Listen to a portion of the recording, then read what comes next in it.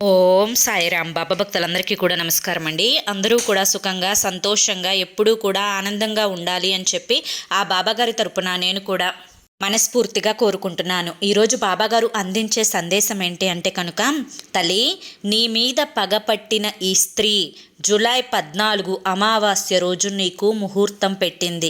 నీకు ఈ విషయం తెలిస్తే చలి జ్వరం వస్తాయి తల్లి, జాగ్రత్త అని చెప్పి ఏదో తెలియని సందేశాన్ని అందించాలి అనుకుంటున్నారు.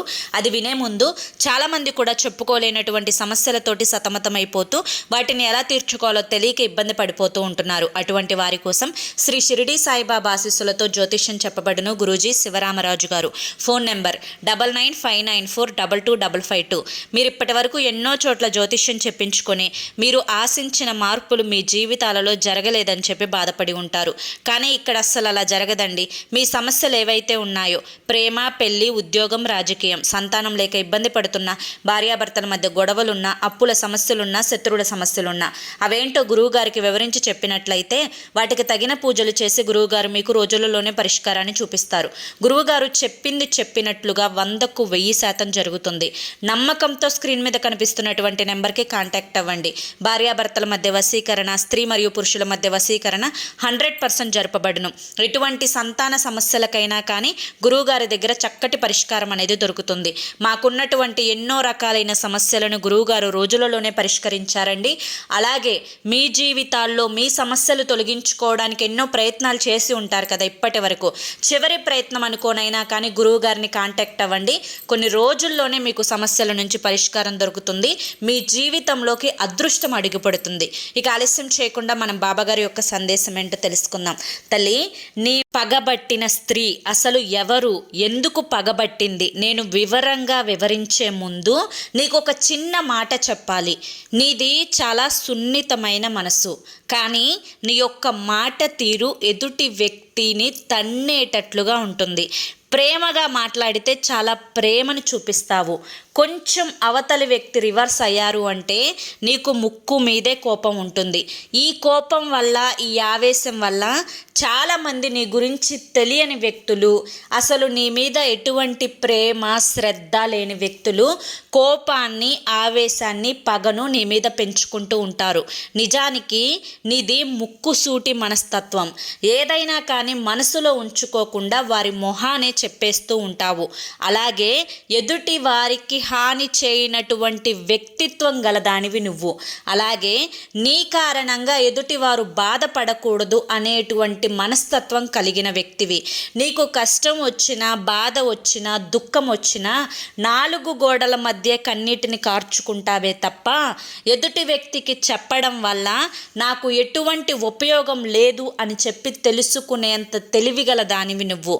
కానీ నీవు ఈ విధమైనటువంటి మనస్తత్వంతో ఉండటం చేత ఎదుటి వ్యక్తులు నీకు ఎటువంటి బాధలు లేవని, ఏ కష్టాలు లేవని, అందరూ అంటే ఎదుటి వ్యక్తి నీ యొక్క భర్త లేదంటే నీ యొక్క భార్య నిన్ను చక్కగా చూసుకుంటున్నారు అని, తీసుకొచ్చి పెడుతుంటే తిని కూర్చుంటున్నావని, అలా రకరకాలుగా నీ మీద నిందలు వేస్తూ నిన్ను ఒక దుష్టురాలిగా క్రియేట్ చేస్తూ ఉన్నారన్నమాట. ఏది ఏమైనప్పటికీ కూడాను అసలు నిజం అనేది ఏంటో నీ మనస్సాక్షికి తెలుసు. నిన్ను గమనిస్తున్నటువంటి నాకు తెలుసు. నువ్వు దేని గురించి, ఎవరి గురించి ఆలోచించాల్సినటువంటి అవసరం లేదు, పట్టించుకోవాల్సినటువంటి అవసరం అంతకన్నాలు కూడా లేదు. నిన్ను ఎవరైతే కిందకి తొక్కాలి అనుకుంటున్నారో, ఇప్పుడు నీ ఎదుగుదలని చూసి ఎవరైతే ఈర్ష్య పడుతున్నారో, నీ దగ్గర డబ్బు ఉంది అని చెప్పి నువ్వు ఏదో ఎగిసెగిసి పడుతున్నావు అని చెప్పి ఎవరైతే కుళ్ళుకుంటూ ఉన్నారో అటువంటి వారికి చెప్పుతో కొట్టినట్లుగా నువ్వు సమాధానం చెప్పడం లేదు చూసావు. ఆ యొక్క పని వల్లనే, నీ అమాయకత్వం వల్లనే, కుడుమిస్తే పండగ లాంటి నీ యొక్క మనస్తత్వం కారణంగానే, నువ్వు ఏ కల్మషం లేకుండా నవ్వేటువంటి నీ నవ్వు కారణంగానే ఎదుటి వ్యక్తులు నిన్ను అలుసుగా, చులకనగా, తెలివి లేనటువంటి వ్యక్తిగా చూస్తూ ఉన్నారు. కొన్ని రోజులు వీటన్నింటినీ పక్కన పెట్టు. మనసులో సంతోషంగా ఉండు, ఆనందంగా ఉండు, కానీ ఎదుటి వ్యక్తి ముందు ప్రదర్శించవద్దు. ఎందుకంటే నీ యొక్క మంచితనాన్ని, నీ యొక్క సంతోషాన్ని పంచుకోవడానికి నీకంటూ నీ చుట్టుపక్కల అంత మంచి సున్నితమైనటువంటి పవిత్రమైనటువంటి మనసున్న వ్యక్తులు ఇక్కడ ఎవ్వరూ కూడా లేరు.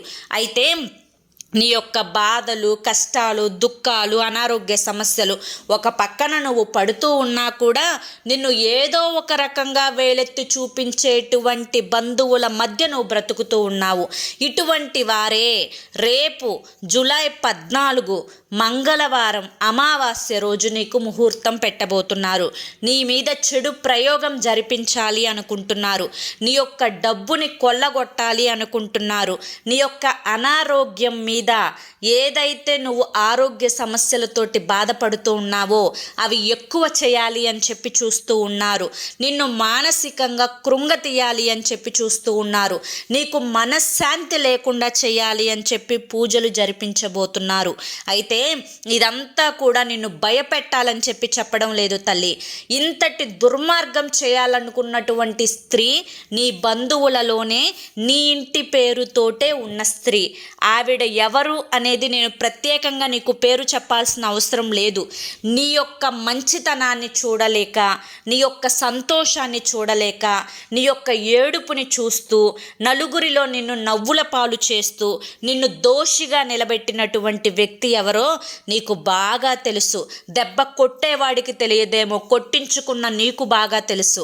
కాబట్టి నువ్వు ఆ రోజు మాత్రం చక్కగా నీ పనులన్నీ ముగించుకొని మంచిగా నువ్వు దేవుని మందిరం దగ్గర దీపారాధన చేసుకొని నుదుటున నా విభూదిని ధరించు. ఎటువంటి శక్తి నిన్ను ఏమీ చేయలేదు. ఏ దుష్ట శక్తి నీ ఇంట కూడా అడుగు పెట్టలేదు. ఏ చెడు ప్రయోగం నీ యొక్క అంటే నీ చుట్టూ ఉండే ఆర ఏదైతే ఉందో దానిని కూడా తాకలేదు. వారికి నేను ఎలా సమాధానం చెప్తానో నీ కళ్ళతో నువ్వు చూస్తూ ఉండు. వారి ప్రయోగాలను వారి మీదే తిప్పి కొట్టేలా చేస్తాను. వారి యొక్క విషపు మనసు అనేది వారి ఒళ్ళంతా నిండిపోయేలా చేస్తాను. ఇటువంటి వారిని నువ్వు ఏ మాత్రం కార్చుకోవద్దు, మొహమాట పడొద్దు, ప్రేమని చూపించవద్దు, జాలి పడవద్దు. ఒకవేళ అలా జరిగింది అంటే నిన్ను నీ ఏళ్లతోనే నీ కళ్ళల్లో గుచ్చుతారు. జాగ్రత్త తల్లి. మంచితనం అన్ని విధాల అన్ని చోట్ల అందరితో పనికిరాదు అన్న విషయాన్ని ఇప్పటికైనా తెలుసుకో. నేను మరీ చెప్తున్నాను, తెలుసుకో అని చెప్పి ఈరోజు బాబాగారు మనకి చాలా చక్కటి సందేశాన్ని అందించారండి. మరి బాబాగారు అందించిన ఈ సందేశాన్ని మనం అర్థం చేసుకోవాలే కానీ ఈ సందేశంలో ఎంతో గొప్ప ఆంతర్యం ఉంది. ఈ సందేశం మీ అందరికీ కూడా నచ్చింది, అర్థమైంది అని చెప్పి అనుకుంటున్నాను. నచ్చింది, అర్థమైంది అని చెప్పి అనిపిస్తే ఈ వీడియోకి ఒక లైక్ ఇవ్వండి. కింద కామెంట్ సెక్షన్లో మీ యొక్క మనసులోని సంకల్పం చెప్పుకుంటూ బాబాగారి మీద మీకు నమ్మకం ఉంటే ఓం సాయిరామ్ అని చెప్పి కామెంట్ చేయండి. మొదటిసారి మన ఛానల్లోకి వచ్చినట్లయితే మన ఛానల్ని సబ్స్క్రైబ్ చేసుకొని సపోర్ట్ చేయండి. మరొక్కసారి చెప్తున్నానండి, మీకు ఎటువంటి కష్టాలు, సమస్యలు, బాధలు, ఆర్థిక ఇబ్బందులు, భార్యాభర్తల మధ్య గొడవలు, అనారోగ్య సమస్యలు, మనశ్శాంతి లేకపోవడం, ఏ సమస్యలు ఉన్నా కానీ స్క్రీన్ మీద కనిపిస్తున్నటువంటి గురువుగారి నెంబర్కి కాంటాక్ట్ అవ్వండి. సమస్యల నుంచి కొన్ని రోజులలోనే బయటపడి జీవితంలో ఆనందాన్ని, అదృష్టాన్ని దక్కించుకోండి, ఆహ్వానించుకోండి. మరి రేపు వీడియోలో మళ్ళీ కలుసుకుందాం. సర్వేజన సుఖినో భవంతు. ఓం సాయిరామ్.